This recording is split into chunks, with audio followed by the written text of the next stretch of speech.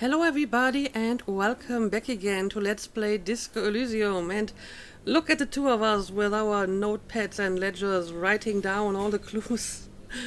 I'm not sure if I really have to carry it with me all the time, but I mean it does give me some benefits, so I see no reason why I shouldn't be carrying it with me.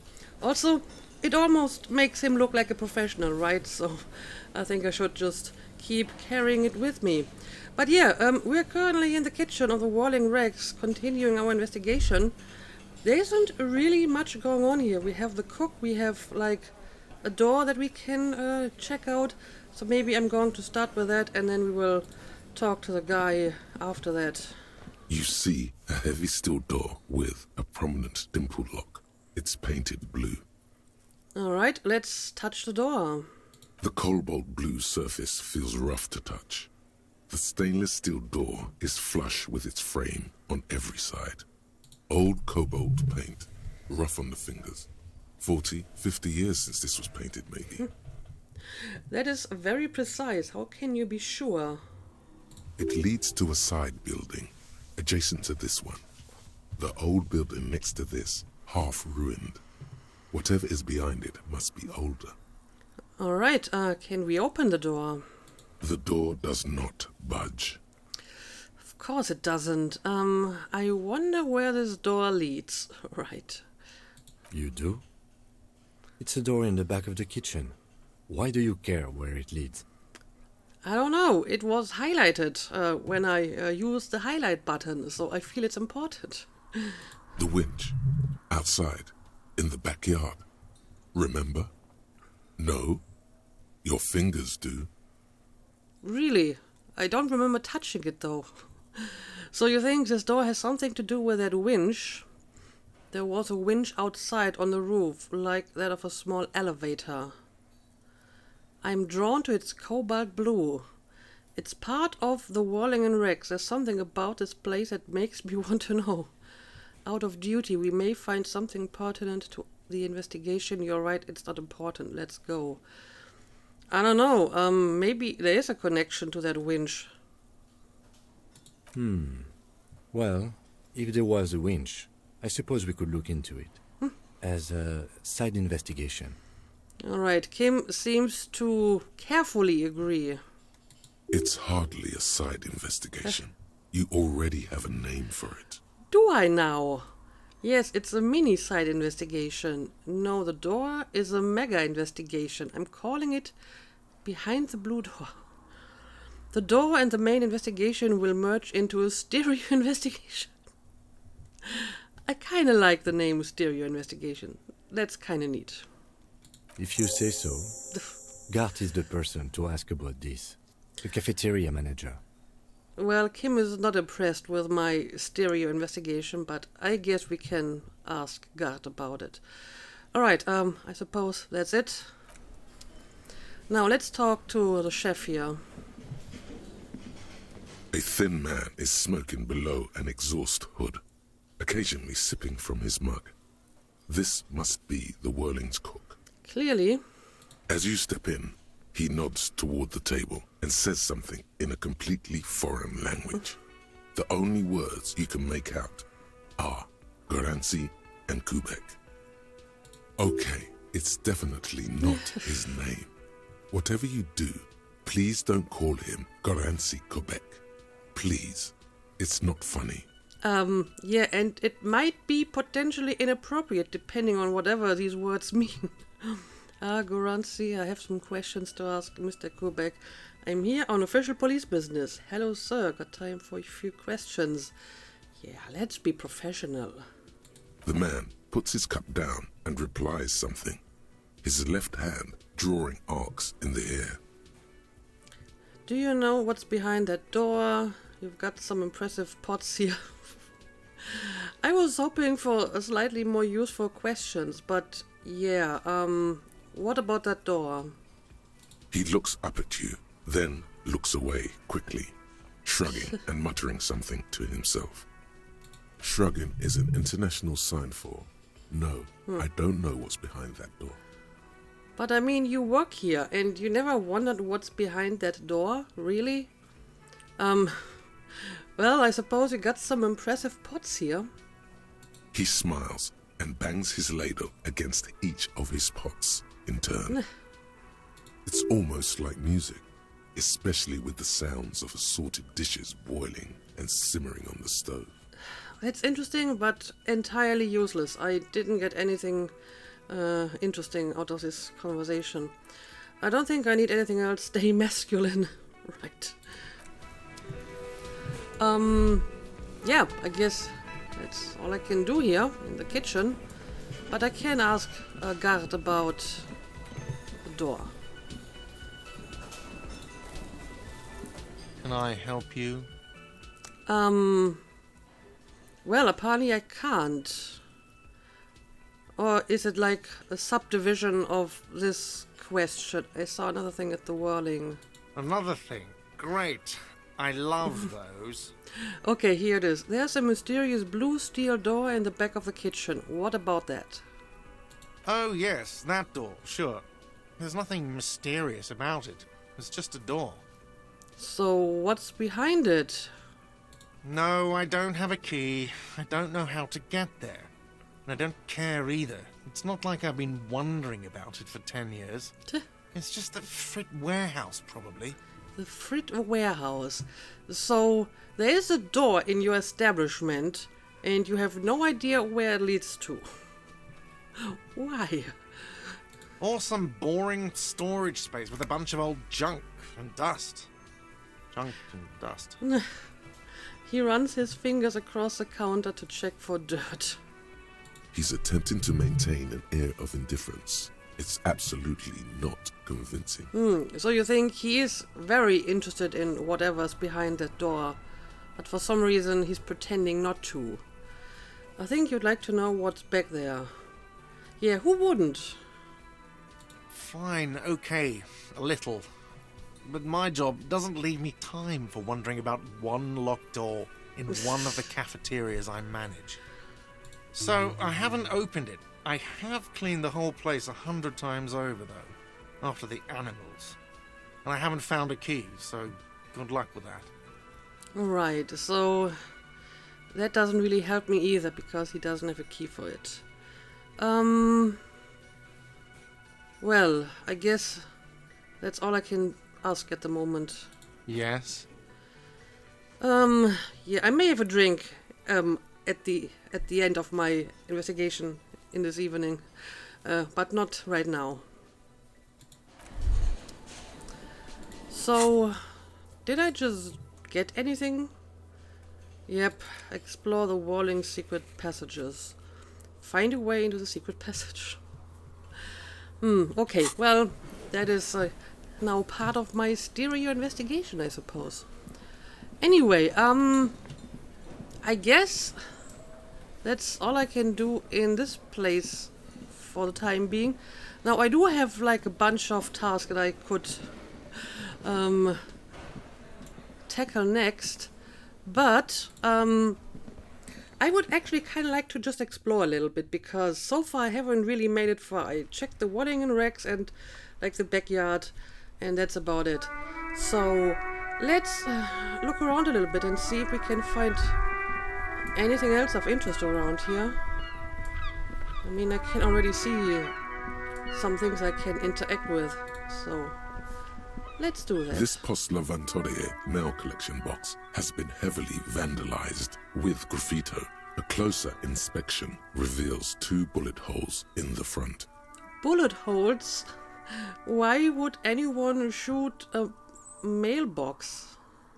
A faint sticker on the side reads, RCM Emergencies Desk number 8102, with a slogan, Mankind, be vigilant.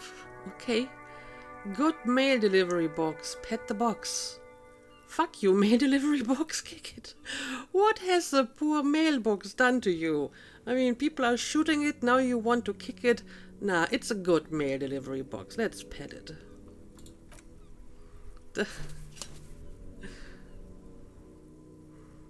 The box seems happy. Alright, there we go. You made the box happy.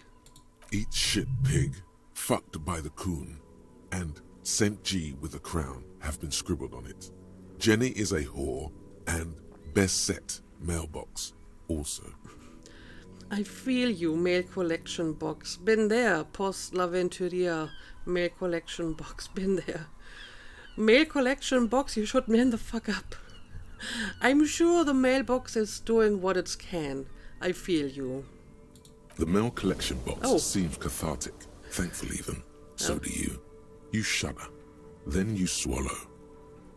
I didn't need that at the moment, but thank you, mailbox. I can kick it, but I think I won't. That mailbox has been through enough already. Okay, there's some stuff over here, but I think I also saw some stuff down here, so let's check this out. Some great tectonic forces has cracked the pavement like an eggshell. The damage looks like it could have been caused by an earthquake. Yeah, now that you mention it, this looks pretty impressive. And no one ever bothered to repair it, apparently. So what about the bench here? The worn and beaten wooden planks of the bench do not look overly comforting.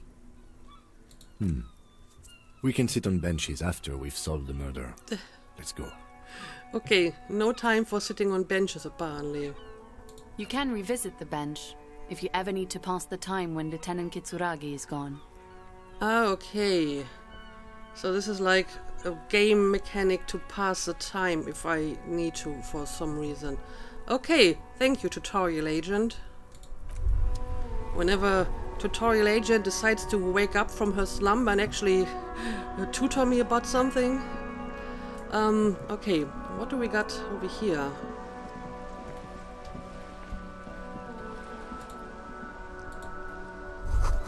There is something down there. The musty smell of a potato cellar in spring emanates from the air vent. So I guess there's potatoes down there.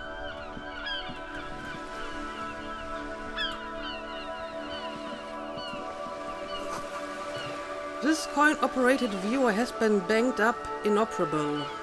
Okay, it's kind of like some kind of binoculars that you can use to look into the distance. Yeah, there's quite a lot of stuff going on here. Where do we even start?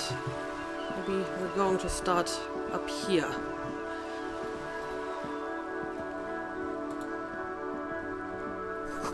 This book has a rose epistle and a half-naked dame on its cover. Sounds exciting. On the cover stands a very muscular man surrounded by flames. Also sounds exciting. Is this some kind of bookstore?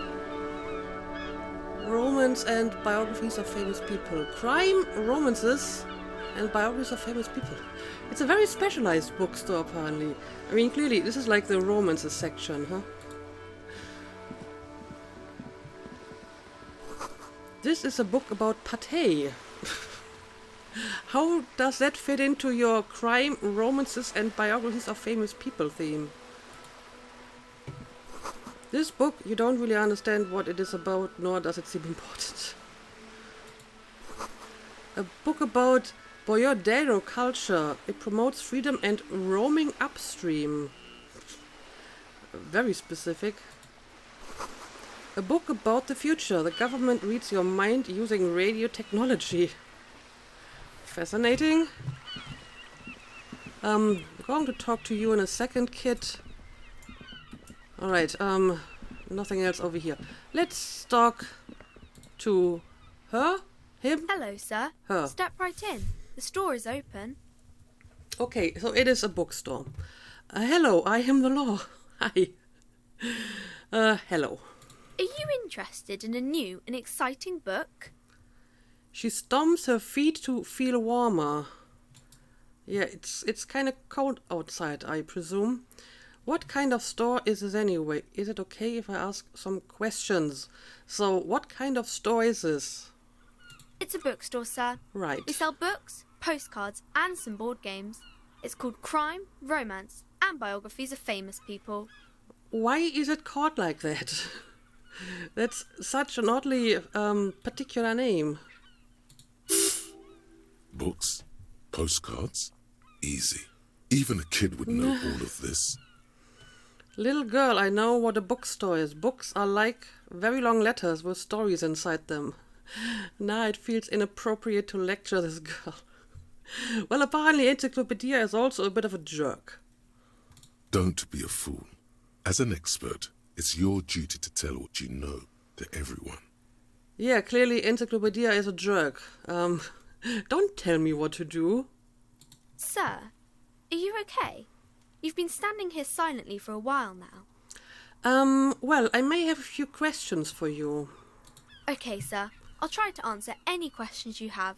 I hope they're about books. Well, some of them might be, but first of all, what is your name? My name is Annette, sir. My mum, her name is Plaisance. She owns the store. She's inside minding the register or organising the stock. The girl gazes at the window and then suddenly jolts her eyes wide as if recalling something. Feel free to step in and browse our wares. And you're standing out here in the cold because... That's a good question. I'm signalling that the store is open. Otherwise people might not know. They'd miss out on the crime, romance and biographies of famous people. Yeah, but why do you have to do this? I mean, typically shops have like a sign in the door that says we're open, we're closed. Wouldn't that be a little bit easier and you don't have to stand in the cold telling people that the store's open? I should maybe have a word with the store owner. Such a good trooper you are, already learning the value of hard work, pat her head. I could help by brutally dismantling the free market. I feel this kind of thing doesn't even make sense in a free market because having a sign that tells you that the bookstore is open would be a lot cheaper than having like someone actually do the job, like a girl, unless she isn't going to get paid, which I guess is also a possibility if it's her mother who runs the bookstore. And I guess a person is more interactive than just a sign that says, the store is open. So maybe I should have a word with the store owner.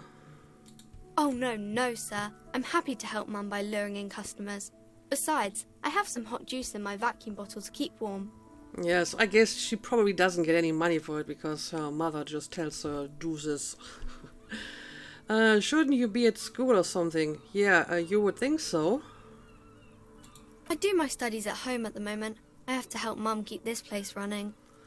Isn't going to school more important than this? School is stupid. You're lucky to be not in there. What is school anyway? Yeah, I think going to school is more important, probably. Mum says it's necessary to do both because it builds character. Mum says a proper worker is dutiful. That's how you get ahead in life. You succeed. Well, your mother sounds very charming. There is stress and unease behind these words. She's reciting etiquette. So, how's the business going? Mum says it's peachy. She was a little afraid at first. There's talk about this house being cursed. Cursed? Well, that's unusual. Good to hear it's going well. I'm sure there's nothing to worry about. But yeah, tell me about this so-called curse. Cursed in the way that makes them say that no business has ever really thrived here, sir. That they all go... She's looking for the right word. Bankrupt, as up, say nothing. I guess you mean bankrupt. Exactly. But we've been doing fine so far. I don't think curses are real. This sounds rather serious. I should probably look into this. I mean, there probably isn't a curse, but there might be a non-supernatural reason why all these businesses go bankrupt. So, I would kind of like to investigate this just to see if there's anything behind this, although I don't think it's an actual curse. So yeah, I guess I would like to look into this. We can go into the bookstore and ask about the case, but I don't see much more to look into here. The lieutenant makes a note in his notebook. Yes. Please do also look at our wares inside.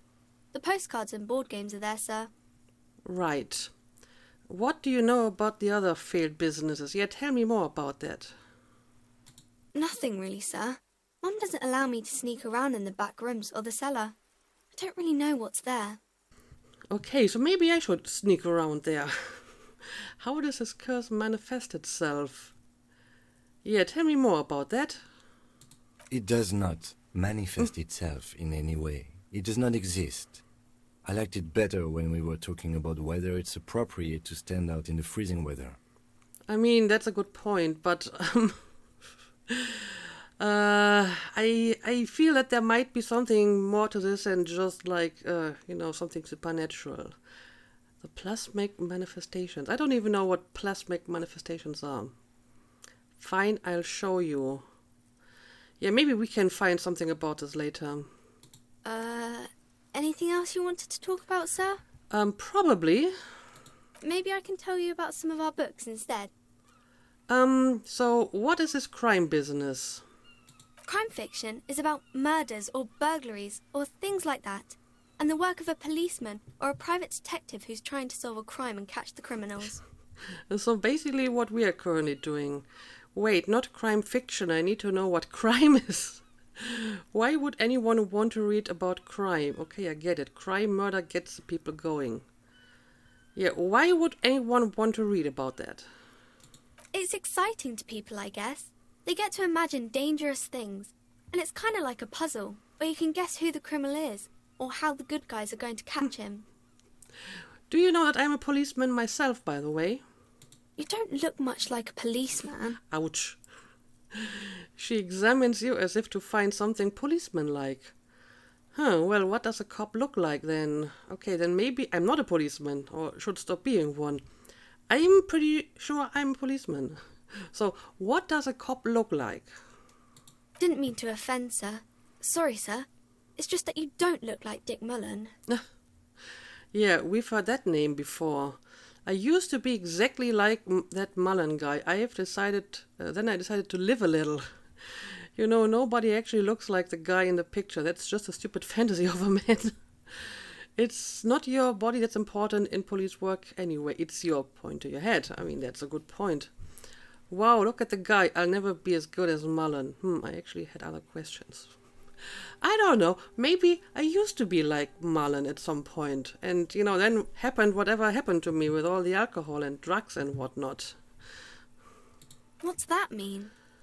Cut loose, raise hell, blow off steam. Yeah, pretty much. And everything's better now, sir? I don't know. No, yes. Probably not. But then again, I don't remember the time before, so I honestly don't know. Why is that? Look at me, a hideous beast, a failure of a cop, a disgrace. A man can never be truly happy with who he is. Well, that's deep. You'll understand when you're older. That's kind of depressing, but it's very true. Yeah, you will understand when you're older. Oh, okay. I shouldn't have said that thing about Dick Mullen. Nobody actually looks like the guy in the picture. That's just a stupid fantasy of a man. Yeah, and it's not the look that is important. It's, your intelligence and your intellect and so on. Head? Yes. No, your mind. Well, you can use head as a metaphor for it. Not head, child. Heads. Flexibility. There are millions of different people out there and you have to get into their heads. Sometimes you gotta be the killer to catch the killer. A quicksilver mind. This Mullen guy looks like he needs 4 hours just to come up with a single idea. I don't actually know how he looks like, but he probably does look like this kind of guy. No, he's wicked smart in the stories. Okay. Sure, when the author does all the thinking for him, real policemen have to think and act on their own. That's true. Unless, of course, some person at the computer is picking the options. Like you, sir, of course. He's just a fictional character. He's no match for you. Well, thank you. That's actually very nice of you to say. Maybe you can show me some real police work, sir. Like in the books. I actually might be able to. Anxious body language, afraid of the curse. I mean, that's a pretty high chance, so let's try this. The girl keeps her hands folded, hidden. Why is that? Why do you keep your hands folded? What do you mean, sir? You don't need to be worried, I'm here to help. You can show them to me. Actually, I'd rather not deduce anything. Every time I deduce, people get hurt. Do they? I don't think this has happened so far, at least not in this game. So yeah, you can show them to me. I'm here to help. She looks around anxiously. Her hands remain folded in front of her. She doesn't want to show them. I wonder why. The lieutenant stands by, looking at the two of you with little interest. It's okay, you heard me, hands up. No, it's okay, you can show them to me. She brings out her reddened hands, her nails frayed, nearly chewed down to the flesh. So you bite your nails. And you knew this from me keeping my hands folded? She shoots you a suspicious glance. Yes, there were a few other hints. It's super simple for a detective such as myself. I'm rather impressed that he picked up that little clue. And apparently there are a few other hints. Well, that proves nothing. Anyone could do an easy deduction like that. Her eyes flash with defiance. She's not impressed. Okay, apparently she's not impressed. Want more? I bet I can figure out why you bite your nails. I got a few reasons in mind. You think so? Fine, do better to do something about me. Okay, what reasons do you got in mind? She nods, half provocative, half enthusiastic. You're uptight because of your mother and the pressure she's putting on you. That sounds reasonable. Rats have been nibbling on your fingers, child labor and dismal working conditions. I mean, I wouldn't rule it out, but I mean, we pretty much already said that she is biting her nails and not rats, so this doesn't really make any sense. Chewed on nails means you're recycling your body material. What? It's an intense dedication to the way of business. There are no riches without personal sacrifice. Yeah, but biting your nails isn't going to help you do your business, so I'm pretty sure it's number one. Maybe so, sir. Okay, I know it's a bad habit, and I shouldn't. Okay, so apparently that's the actual reason. Either way, another ace deduction by the number one detective in town. I hope this entertained you. Well, I'm actually mildly impressed by his deduction right now. It was okay, sir. She's still got a rebellious streak. There's more that can be achieved here. Ask her to do the same. You think so? Fine, do better. Do something about me. That was a masterclass move. Whatever, kid, I don't need to prove myself to you. Yeah, how about you to do something about me? You're quite sober. That is a weird deduction, but I mean, it's not wrong. I'm currently sober. The lieutenant does not flinch at the comment. He does not flinch even a single bit. He is intensely not flinching. It takes effort. It's okay, Kim. You can flinch all you want. I'm not going to judge you. Wait, how do you know I'm usually not? Yeah, I mean, this statement only makes sense if she assumes that I'm typically not sober. Yeah, about that. Maybe you could point me towards some booze. And I'm having a grand time. I'm also sad and my head hurts. So, how do you know I'm usually not? Because you usually aren't. Have we met? How do you know? Yeah, about that. Maybe you could point me toward booze. I'm having a grand time. I'm also sad and my head hurts.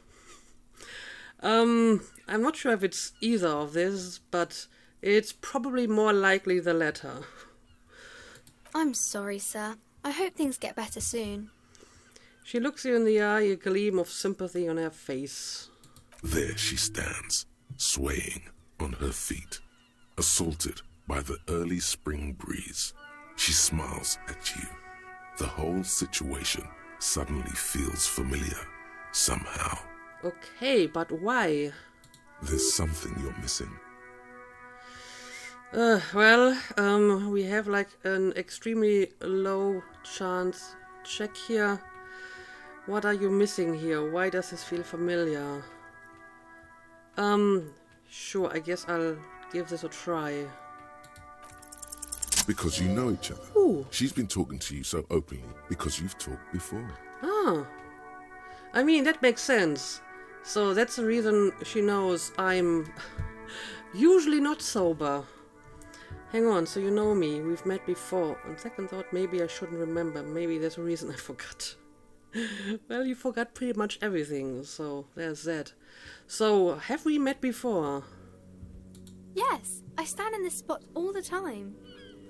She sways back and forth on her feet.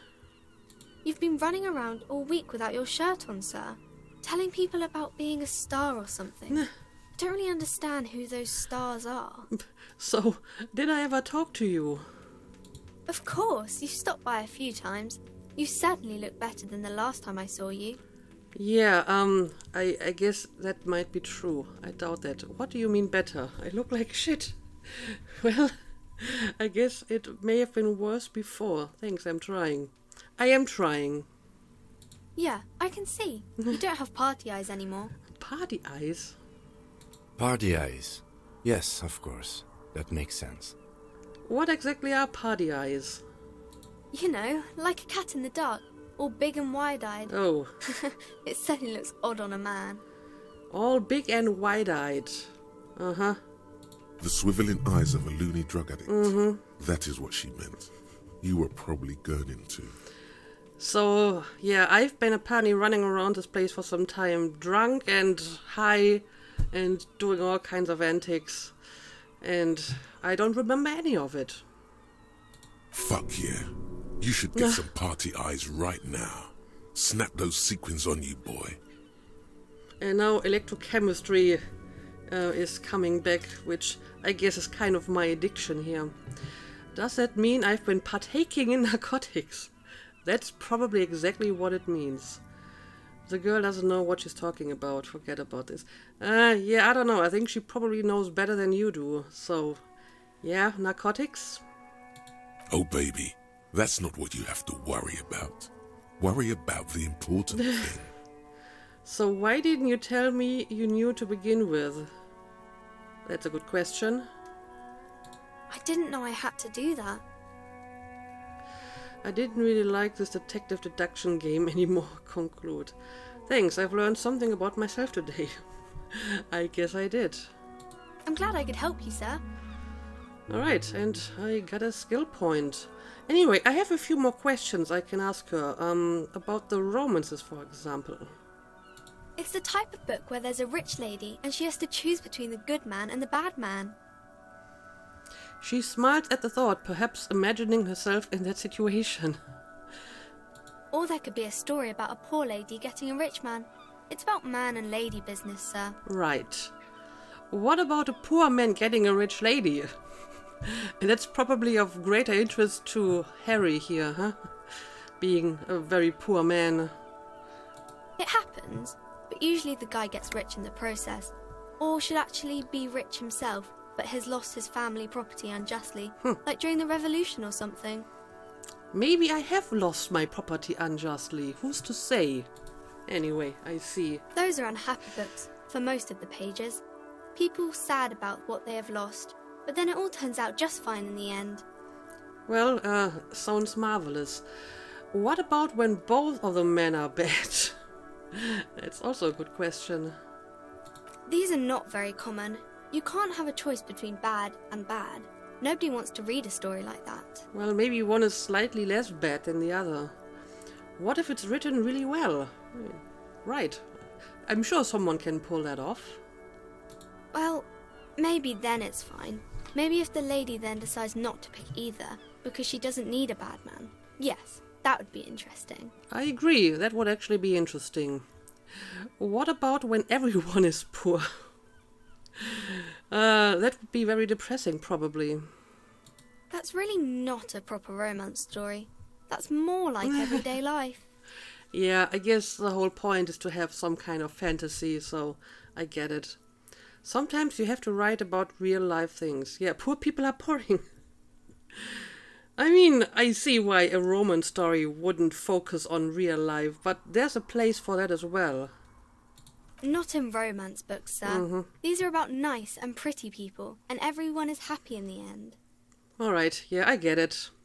What about a book where the man and lady business doesn't work out at all? Yeah, I mean, it's not a happy end, so I guess it wouldn't qualify, but it might still make for an interesting story. I haven't read many of those. Maybe you should ask Mum. Yeah, you think she has one about an excruciatingly painful breakup? Why do you want to read that, though? I don't think it's a romance story if the main characters break up, though. She pauses, trying to figure out the appropriate answer. No, think about it. One where they plunge into a torrid spiral of pain and recrimination. Only it's really long and drawn out, scarred for life, phantom limb. You talk about this as if you kind of know what you're talking about. No, I don't know. She looks at you with puzzlement. Doesn't ring a bell. All right, I'll ask your mum. Yes, she knows books, definitely. All right. What was that? An idea for an unfinished novel stuck somewhere in your forebrain? Do you fancy yourself a writer? Interesting. That's enough romance for me. I had other questions. I guess I do. Maybe some about other books? Yeah, who are these famous people? Oh, kings and queens and generals of old, or artists and writers, or musicians, those kinds of people. There's usually something extraordinary about them. She scratches her cold, reddened cheek, then continues. I think that's why people read them, to find the secrets of their fame. Probably. Seems like most people who read those books fail to get more famous from reading them. Reading those books doesn't make the reader more famous, does it? Well, usually not, I would assume.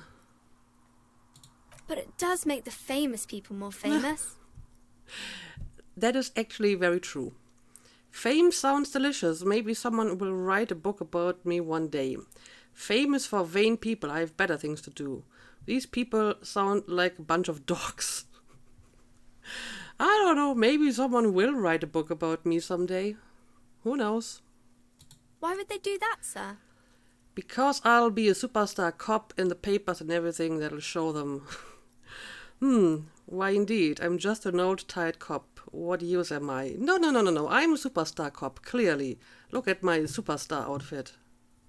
That's so cool. Maybe they'll make you a book cover picture and everything. Standing over a dead body, holding a gun. I like that idea. But okay, apparently that's all I can ask for the time being. Okay, well, that was an interesting little conversation. And suddenly the game decides to autosave. That happens, like, really rarely for some reason. I got another skill point. Do I want to use this, or do I want to buy me another slot for internalization?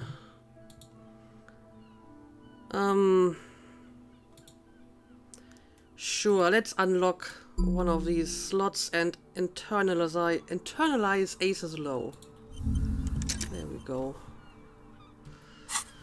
Okay, so I suppose I've done everything outside here. Let's have a look inside the bookstore.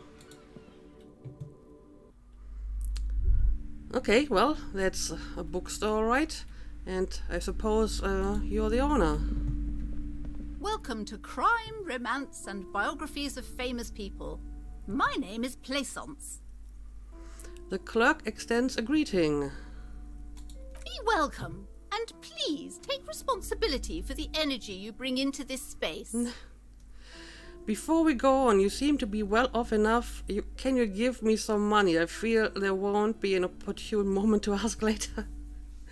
Do I really need to go around and ask random people for money? I mean, I kind of don't want to, you know, have some dignity, but then again, I do need the money for my room in the evening, and just picking up a few coins from the ground isn't going to get me anywhere, so I guess screw the dignity. Let's ask for money. Sir, don't be ridiculous. I certainly will not give you money. I would be doing you a grave psychic disfavour. A psychic disfavour? I mean, I didn't really expect her to give me money, but I didn't expect this kind of reason for it. One has to earn one's success, even if one is a police officer. Handouts are nothing but manipulation. All they do is make you dependent. Well, I guess I should have expected that kind of answer from someone who makes her little daughter work in the cold. Certainly there are good things to be said about dependence. It would forge ties between us working people, good practice for fighting our common enemy. You misunderstand me. I'm a powerful feudal lord. I demand tribute. This is about traditions.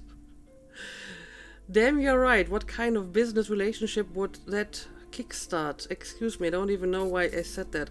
A lapse of professionalism that does not represent my values. I don't know. Maybe we should just forge some ties, right? Now, hey there. Sounds like someone isn't taking responsibility for the energy they bring into this space.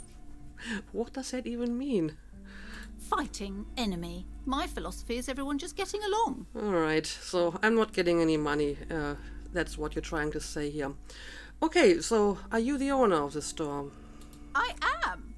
The proudest owner of our little shop of culture. Her voice, high-pitched, sounds familiar. You've talked to her before through the doorbell. Ah, okay. Yeah, I kind of remember her. I don't really remember what we discussed. It probably wasn't much. What if I want to buy a book? The girl outside mentioned that this place is cursed. Your daughter is the one standing outside the store, right? Yeah, what if I want to buy a book? Then why are you talking to me? Everything is on the shelves to browse. Don't you feel compelled to buy anything? See those shelves there? Go. Be drawn. Okay, so I can just look at the shelves and then decide to buy something. What types of books do you have? Everything is on the shelves. Take a look yourself. The shelves compel you, don't they? Yes, the shelves compel me, whatever. I guess I'll take a look at them. She smiles and nods, seemingly relieved. Should I talk about the curse? Kim doesn't seem to approve of that. Maybe I'm going to ask about the daughter first. Annette, yes, my daughter. I hope she wasn't slacking off again with her nose in science fiction.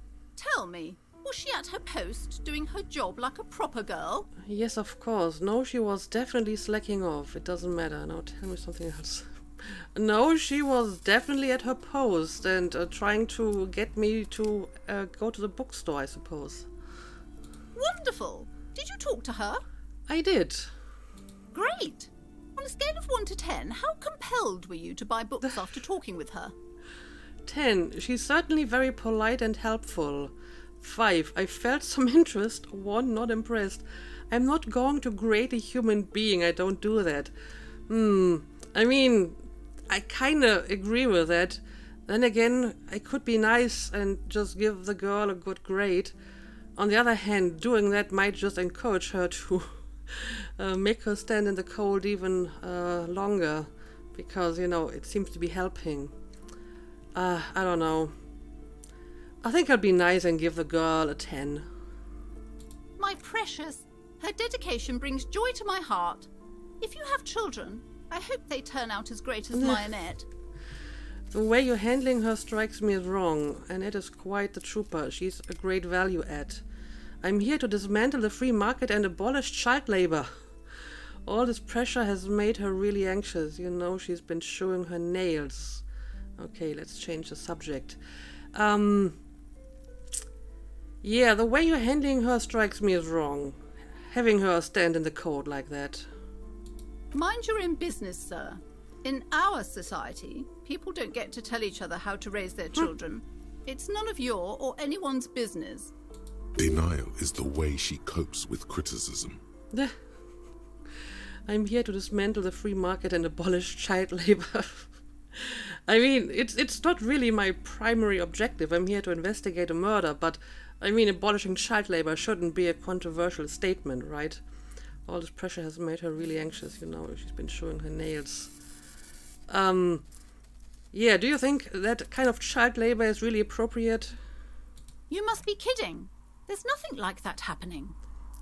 Depends. How much do you pay the kid? Okay, that's a good question. Good sir. What does a young child do with money anyway? No, I save it for her as a fund. She's securing her financial future out there.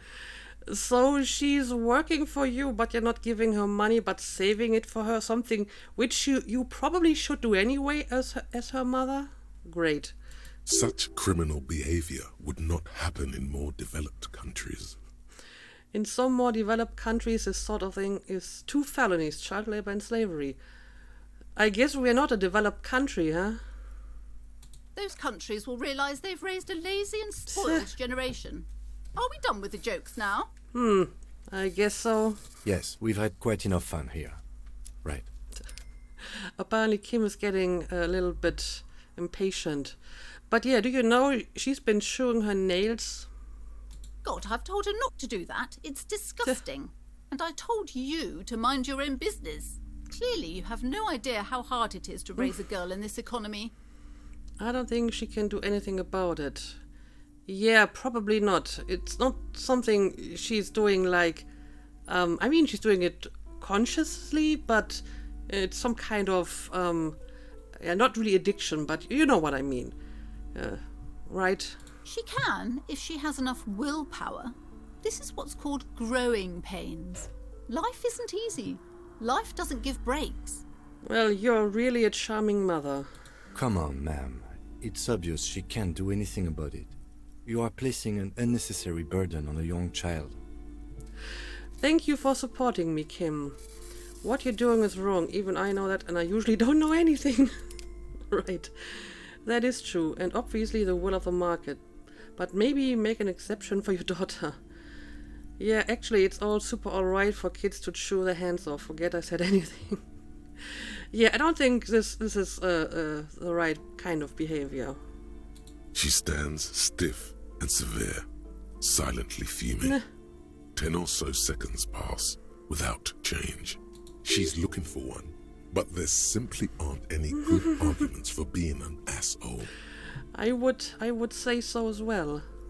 Oh no. Hold on. I need to invite her inside and apologise. She must be freezing out there. Okay, well, apparently that did something. She's going to let her come inside now. There. I don't know what to say to you. My husband, he tries to teach me business lessons. I have what my mother called a dull mind. All this stress. Okay, apparently we actually achieved something here. The girl doesn't have to stand outside in the cold anymore. Is his husband Annette's father? Is she an only child? She told me she doesn't go to school anymore. Yeah, I heard that from her. She's been too busy helping me here. So she studied at home this trimester. This is a temporary solution, of course. Of course. I assure you, I of all people understand the importance of education. She will be back in school the moment the store takes off. And when do you think that will be? If it's cursed. And hell freezes over? Never mind. It's not a good topic to get into. Yeah, probably. So is this husband Annette's father? Yes. My husband is a successful entrepreneur east of the river. If only he were more involved in the business we're running up here. No matter. Soon we'll both be off for Grand Couronne. Grand Couronne? What's that? It's a proper place to live. One of the most peaceful neighbourhoods east of Jamrock. You may know it for its massive housing projects. Mm-hmm. Most of the buildings are empty at the moment. It's a great opportunity to get ahead of the crowds. Better times ahead for sure. But only if your bookstore takes off, right? And your husband's also involved with the bookstore? He made the initial investment. Since then, he's been what you might call a silent partner. Okay. Super silent. Almost inaudibly so. Yeah, I haven't heard him, that's for certain. So, is she an only child? Yes, I'm afraid so. A real treat she is. It would be nice if she had... No, we couldn't have afforded more children, really. Not in this economy. Not in this economy. A glimmer of sadness blinks through the well-crafted exterior. So why not? We're quite busy people, you know, my husband and I. Quite busy. Children are a lot of work. You don't look like a father, so I don't expect you to understand. Yeah, I'm probably not a father. But if I were, I probably would have forgotten about my children. I'm sorry. I'm sure you do understand. Right. Do I have something else in mind? The woman looks aloof, her features much softer. Occasionally she glances at her daughter's silhouette. Okay, apparently that's all I can do at the moment, so farewell for now. I mean, I might be able to talk to her again and ask about the curse. Hey, psst. Oh, what's going on? Are you talking to me, Rhetoric? Yes, you. Word on the street is you're ready to start building communism again. Again? How come there's word on the street? Yeah, what are you talking about? You keep saying things like, down with the bourgeoisie, eat the rich, sodomize the landowners, impale all people who have more than 25 real in their pocket, literally murder all human beings regardless of their political beliefs. That kind of stuff. Alright, that does sound like me. I haven't said anything like that. I've said some mildly left-wing things, but none of those. I mean, I guess I did just say that I want to abolish the free market and child labor, but I've not said anything of this kind. So I may have said some mildly left-wing things. Oh yes, the mask of ambivalence. Don't deny it. You're about to rip it off and reveal the monstrous seven-eyed lamb of global communism that would devour and masticate mankind. And what's it to you, Rhetoric? Everyone can see that. So tell me, do you have any questions before we fire up the big communism builder? Or do we get right down to it?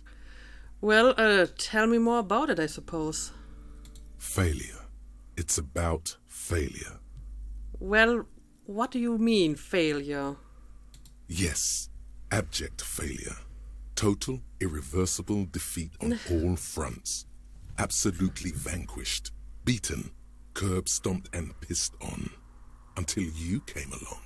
You will reverse the fortune of the workers of the world.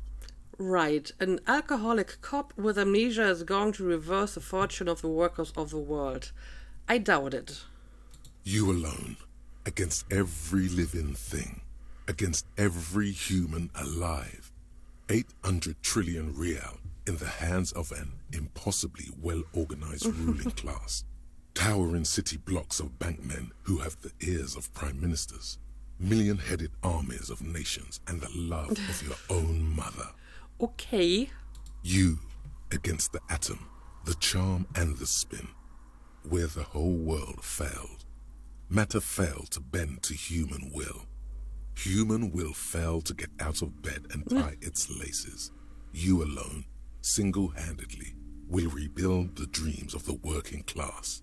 You are the last communist. I'm not sure. That doesn't really sound like me. But if you say so. Now get to work, comrade. Roll up your sleeves and start building communism. It's too tiring. I don't have it in me. I'm beat down and broken.